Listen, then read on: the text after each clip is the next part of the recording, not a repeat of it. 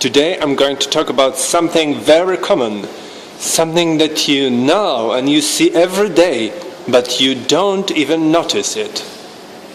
Passer domesticus, which is a sparrow, just a common everyday sparrow. And to start with, I have a riddle for you. How many steps does a sparrow make in a minute? 0. He makes no steps because he jumps. Next question. How many minutes can he fly? He can fly only 40-50 minutes. Still, he is the most expansive bird in the world. His range of presence is the biggest from all of the birds. Because he's been traveling from Asia with a man on the ships to nearly everywhere where a man is. So the first tip from the sparrow, expansiveness. Because he sticks with a bigger one.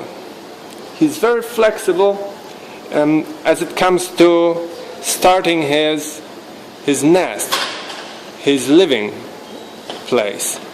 You can find his home in sheds, in garages, in warehouses, or even in the places in a zoo where the lions live.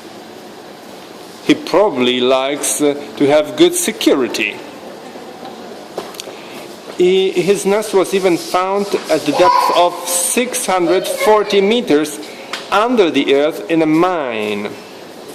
He can start a nest on a ship, or he can wait at the train station for the coming trains to eat all the dead insects from the front of the train. He is very expansive, he is very flexible, and he is very fertile. He multiplies, he makes a lot of young birds. They make couples, and the males, the husbands, are very defensive of their wives. Still, in a nest, you can find some postman's children. That means 15% of the offspring of the young ones come from another husband, from another male, from another bird. On the other hand, the husbands like to have an affair on the side. But if the wife gets to know about this and she finds her competitor, she will destroy her nest and her eggs. Oh! Do you know similar examples from your life among the people? Very expansive, very flexible, very fertile.